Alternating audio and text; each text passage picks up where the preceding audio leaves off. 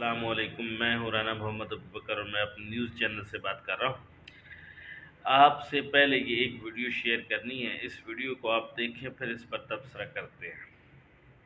मियाँ साहब जा रहे हैं 5 को जा रहे हैं, तरमीम बाद में आएगी। तो तरमीम तो नहीं आ रही ना, फिर आएगी तो आ जाएगी, चले मियाँ साहब के बगैर आ जाएगी।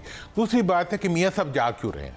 अच्छा, मेरा ख्याल है कि मियाँ साहब फार्म 45 से डर के भाग रहे हैं।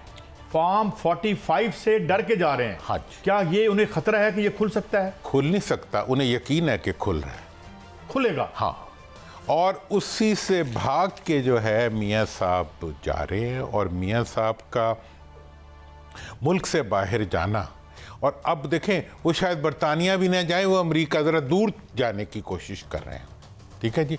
और यहाँ जाने से पहले उन्होंने अमेरिकी सफ़ीर से मुलाकात की है और सबसे मुलाकात की है। उसके कंटेंट्स का कुछ अंदाज़ा है आपको? तो अब उस पर बात मेरा ख्याल है हाँ फ़िलहाल वो नहीं होगी, लेकिन मैं ये समझता हूँ कि ये सब कुछ जो हो रहा है ये अब मियाँ साहब हमेशा जो है वक्त से पहले रास्ता बनाने की कोशिश करते हैं।